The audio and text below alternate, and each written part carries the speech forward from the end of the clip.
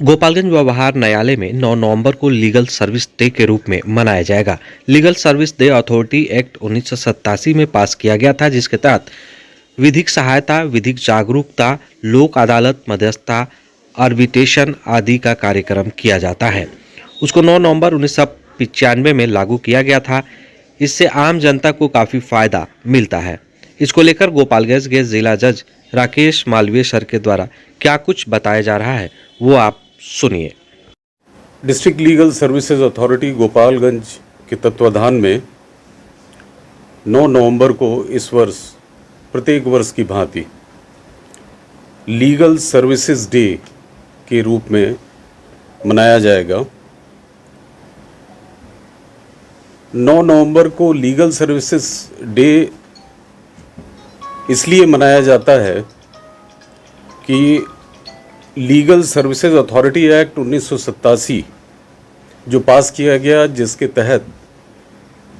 विधिक सहायता और विधिक जागरूकता, लोक अदालत, मध्यस्थता, आर्बिट्रेशन इत्यादि के कार्यक्रम चलाए जाते हैं, उसको 9 नवंबर 1995 को लागू किया गया था। और तब से माननीय उच्चतम न्यायालय के निर्देश के आलोक में और माननीय नेशनल लीगल सर्विसेज अथॉरिटी के निर्देश के आलोक में प्रत्येक वर्ष 9 नवंबर को लीगल सर्विसेज डे के रूप में मनाया जाता है। इस वर्ष भी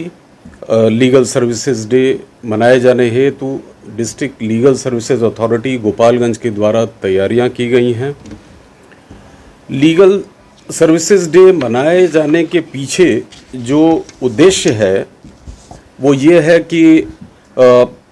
जनरल पब्लिक में लोगों को अवेयरनेस जागृत करना एक उद्देश्य है, ताकि लोग लीगल सर्विसेज अथॉरिटी एक्ट 1987 के अंतर्गत क्या क्या लाभ उनको प्राप्त हो सकता है, क्या क्या सुविधाएं दी गई हैं, उनके बारे में उनको जानकारी प्राप्त हो और जो लोग जिनको इसकी आवश्यकता है वो इससे लाभ प्राप्त कर सकें। तो प्रमुख रूप से तो जन जागृति फैलाना है कि लीगल सर्विसेज अथॉरिटी एक्ट 1987 के अंतर्गत क्या उनको फ़ायदा हो सकता है। इसके अलावा जो लीगल सर्विसेज अथॉरिटी एक्ट के अंतर्गत एक प्रावधान है, वैधानिक प्रावधान है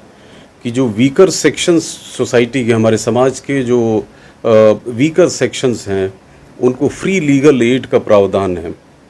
और वे लोग जो मार्जिनलाइज्ड ग्रुप के हैं, जैसे SC ST से हैं, वुमेन हैं, महिलाएं, मेरा मतलब है माइनॉरिटी ग्रुप्स के लोग जो हैं, जो अल्पसंख्यक लोग हैं, और जो जिनकी जो आमदनी कम है, न्यूनतम है, और जिनको BPL इत्यादि में गवर्नमेंट की तरफ से घोषित किया गया है, वो सुविधाएं दी गई हैं, उनको फ्री लीगल एड का प्रावधान है। उसके अलावा जो आपराधिक कृत्यों के जो विक्टिम हैं, उनके लिए जो विक्टिम कंपनसेशन स्कीम के तहत वैधानिक कंपनसेशन का प्रावधान है, उसका लाभ उन विक्टिम्स को प्राप्त हो,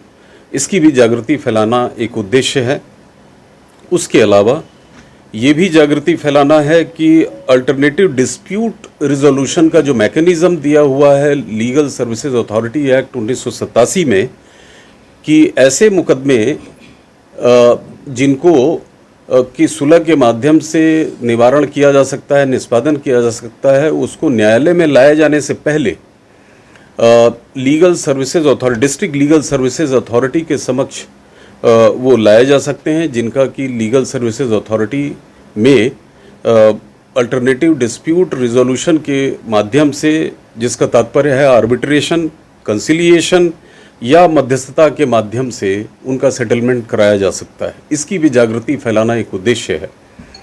उसके अलावा डिस्ट्रिक्ट लीगल सर्विसेज अथॉरिटी को समय समय पर नेशनल लीगल सर्विसेज अथॉरिटी तथा Bihar state legal services authority के मार्गदर्शन में, दिशा निर्देश में और यथा निर्धारित कार्यक्रम के अनुसार लोक अदालत का भी आयोजन किया जाना है, जिसमें जो सुलहनीय जो मामले होते हैं उनका निष्पादन कराया जा सकता है। तो ये एक जागृति एक जो कॉमन सिटीज़न हैं उनमें ये स्प्रेड हो, फैलाया जाए, इसके लिए ये लीगल सर्विसेज डे